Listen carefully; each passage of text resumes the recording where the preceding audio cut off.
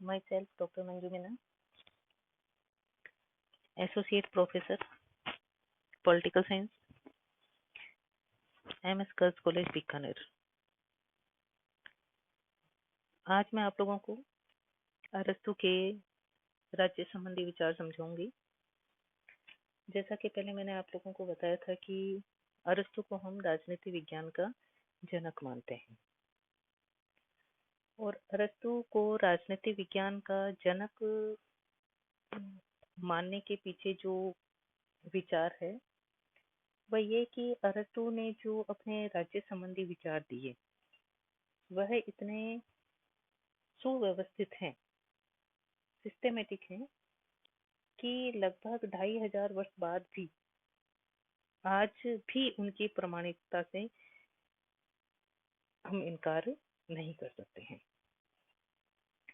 अरस्तु का जो प्रमुख ग्रंथ है पॉलिटिक्स, उसमें अरस्तु ने अपने राज्य संबंधी सिद्धांतों का वर्णन किया है और जिनके कारण से हम उन्हें राजनीति के नवीन विज्ञान का प्रतिपादक जो है मानते हैं। अरस्तु ने भी अपने गुरु प्लेटो की भांति सोफिस्ट विचारकों के इस मत का खंडन किया कि राज्य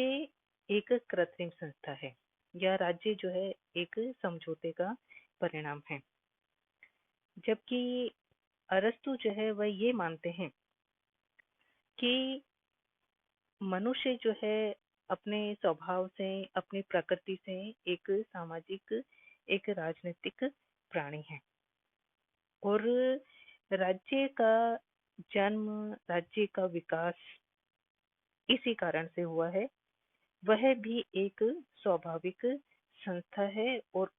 उसके उद्देश्य और कार्य भी नैतिक हैं। अन्य सभी संस्थाओं से राज्य श्रेष्ठ और उच्च है, क्योंकि राज्य की उत्पत्ति जो है मनुष्य की आवश्यकताओं की पूर्ति के लिए हुई है और उसका उद्देश्य जो है व्यक्तियों को सद जीवन की प्राप्ति करवाना है, ताकि व्यक्ति जो है अपने व्यक्तित्व के सभी गुणों का विकास कर सके, अपना सर्वोत्तम विकास जो है उसके माध्यम से वह कर सके। और इसी कारण से वह ये कहते हैं कि राज्य जो है प्रकृति से या मात्र संयोगवश जो है या किसी समझौते के माध्यम से जो है राज्य का निर्माण जो है नहीं हुआ है, क्योंकि मनुष्य एक सामाजिक प्राणी है और सामाजिक प्राणी होने के नाते वह अपनी आवश्यकताओं की पूर्ति करना चाहता है और उसी के तहत जो है राज्य जैसी संस्था जो है क्रमिक रूप से अस्तित्व में आई है। क्योंकि अरस्तु का ये मानना है कि सर्वप्रथम विवाह पद्धति के आधार पर सबसे पहली जो सामाजिक संस्था है परिवार, उसकी स्थापना हुई, जिसमें कि पति पत्नी, संतान और दास जो है एक साथ रहते हैं और इसी परिवार में हमें राज्य संबंधी बीज जो है वह दिखाई देते हैं, क्योंकि परिवार का जो स्वामी होता है वह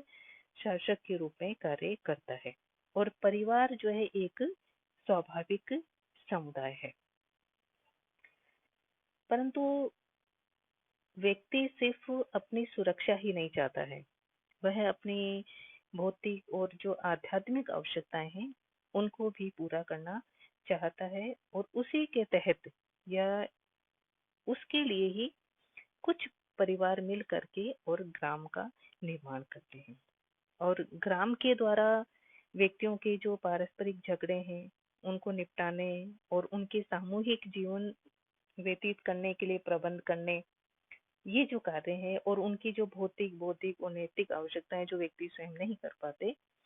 उनके लिए राज्यों की आवश्यकता होती है और राज्यों का समूह जो है वो नगर राज्यों को जन्म देता है और नगर राज्यों से राज्य जो है वह अस्तित्व में आए हैं, क्योंकि नगर राज्य जो है सुरक्षा और न्याय प्रदान करने की जो आवश्यकता है वह गांव की तुलना में अधिक अच्छे प्रकार से कर सकते हैं। तो व्यक्ति की बौद्धिक और नैतिक शक्तियों को भी अधिक अच्छे प्रकार से विकसित किया जा सकता है, और नगर ही राज्य व्यक्तियों का अंतिम पूर्ण और श्रेष्ठतम समुदाय है। तो इस प्रकार से राज्य का जो रूप आज हमें दिखाई दे रहा है वह यकायक जो है हमारे सामने नहीं आया है। पहले परिवार बने, परिवार से कुल बने, ग्राम बने, नगर बने, और फिर राज्य जो है अपने इस रूप तक पहुंचा है। तो जिस प्रकार से बच्चा यकायक जो है बड़ा नहीं होता है, उसी प्रकार से राज्य भी एकदम से जो है अस्तित्व में नहीं आया है, बल्कि वह क्रमिक विकास की प्रक्रिया के तहत उसने आज की स्थिति को प्राप्त किया है। और इसीलिए अरस्तु कहता है कि राज्य एक सावयव जीवधारी के समान है। जिस प्रकार से एक सावयव जीवधारी का विकास होता है, उसी प्रकार से राज्य का भी विकास होता है। और इसके संबंध में अरस्तु जो है उदाहरण भी देता है कि मानव शरीर में हाथ, पैर, नाक, कान आदि अंग होते हैं, और इन सभी अंगों को जो है अलग अलग कार्य करना पड़ता है, लेकिन फिर भी वह शरीर के ऊपर निर्भर रहते हैं। अगर शरीर का कोई अंग अपना कार्य करना बंद कर देता है, या उस कार्य को ठीक प्रकार से नहीं कर पाता, तो शरीर निर्भर हो जाता है। तो जो बात हम शरीर के बारे में कह सकते हैं, वही बात हम राज्य के संबंध में भी कहते हैं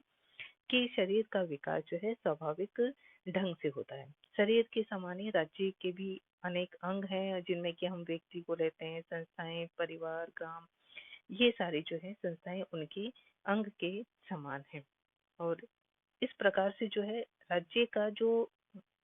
विकास हुआ है, या राज्य की जो उत्पत्ति हुई है,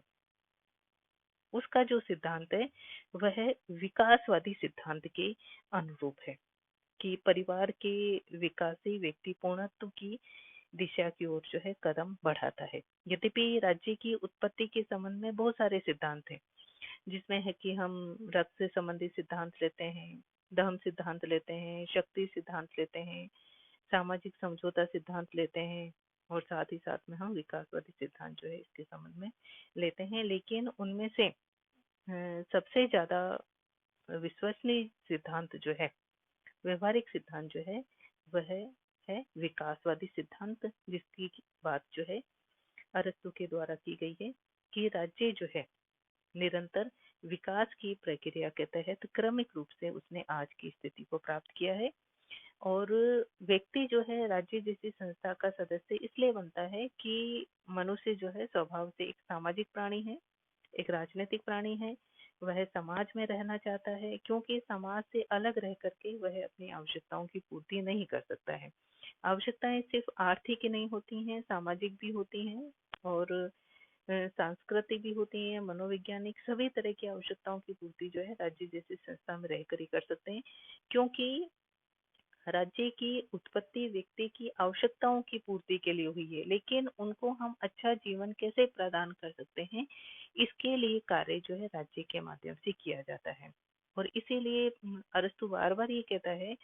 कि जो समाज में नहीं रह सकता, उनमें हम दो का ही नाम ले सकते हैं, एक तो जानवर और एक देवता। यही दो ऐसे हैं जो कि समाज के बिना रह सकते हैं। मनुष्य जो है वह सामाजिक प्राणी होने के नाते वह समाज में ही रहना चाहता है, और समाज में रहकर ही अपना सर्वोत्तम कल्याण जो है, सर्वोत्तम विकास जो है, क्योंकि सर्वोत्तम विकास के लिए जो परिस्थितियां चाहिए वो सारी जो है राज्य जैसी संस्था के द्वारा प्रदान की जाती हैं। क्योंकि राज्य समुदायों का समुदाय नहीं है, बल्कि राज्य जो है सर्वोच्च समुदाय है। यद्यपि राज्य में अनेक समुदाय होते हैं, संगठन होते हैं, लेकिन वह सिर्फ एक एक पक्ष का प्रतिनिधित्व करते हैं। धार्मिक संगठन जो है व्यक्ति के धार्मिक पक्ष को विकसित करने का कार्य करते हैं। आर्थिक संगठन जो है व्यक्ति के आर्थिक पक्ष को मजबूत करने का कार्य करते हैं। लेकिन राज्य एक ऐसी संस्था है जो व्यक्तियों से संबंधित सभी पक्षों का प्रतिनिधित्व करते हैं, व्यक्तियों से संबंधित सभी पक्षों का विकास करने का कार्य करते हैं। राज्य के पास वह शक्ति होती है जिसके माध्यम से हम समाज में शांति और व्यवस्था को बना करके रख सकते हैं, और शांति और व्यवस्था की स्थिति में ही व्यक्ति अपने व्यक्तित्व का विकास जो है कर सकता है। आज के लिए मैं आपको इतना ही बताऊंगी, और नेक्स्ट क्लास में अपने लेंगे